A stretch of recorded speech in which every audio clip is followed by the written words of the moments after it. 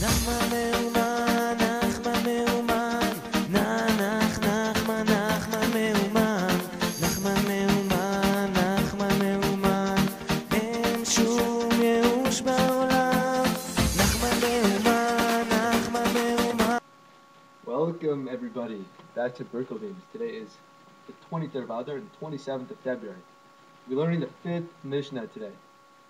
Rabbi Yossi in Yochanan Ish Yerushalayim Yomer Yehi Beitecha Patuch L'Ravcha V'Yi Einayim B'nei Beitecha V'Al Tarbeh Sicha Im Isha V'Ishto Amru Kav Choron V'Ishto Chavera Mikan Amru Chachamim Kol Zman Shadam Marbeh Sicha Im Isha Grer Al Atzmo Ubotel Midivei Torah V'Sofo Yoresh Gehenim. Yosef ben Yochanan in Yerushalayim said, "Let your home be open wide, and let the poor become members of your household, but do not engage in excessive small talk with a woman. If this was said of one's own wife, how much more so of another man's wife? Therefore, a sage has declared, whoever engages in excessive small talk with a woman brings evil upon himself, neglects the study of Torah, and an end will inherit Gehenna."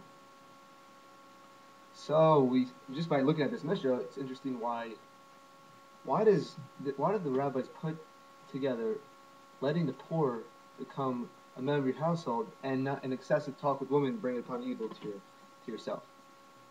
How does that connect? So Rav Nachman has an interesting little insight here, how he connects it for us.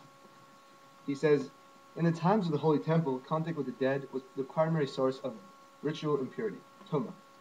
Whereas today, unclean thoughts are the primary source of impurity. Such thoughts are associated with death because they have no essential reality or substance. The verse says, charity saves from death, in Proverbs. Charity saves from unwanted thoughts as well. Since discussions with opposite sex can lead to these thoughts, the Mishnah offers a solution to this problem. Let the poor become members of your household. This is a high level of charity, Rav Nachman says. As such, it will protect from improper thoughts and fantasies which might result even from those discussions with the opposite sex in which it is necessary to engage. This is why the Mishnah connects the two. So we see how Rav Nachman connects letting the poor become a member of your household and not talking excessively with the women. He's saying that charity is going to save us from having those evil thoughts and saving us from death. That's what the pasuk says in Proverbs. So I know this sounds a little bit harif, but we're just going to see what the Meiri has to say. He says something a little more interesting, something a little connected to this. But do not, he says on the line, but do not engage in excessive small talk with women. Lest through your overfamiliarity you fall into sin. It's in a Gemara in the Dharam. Excessive small talk does not refer to normal conversation about family matters and just speaking with friends, with another woman and the like, which is not engaged. This is not endanger anything bad.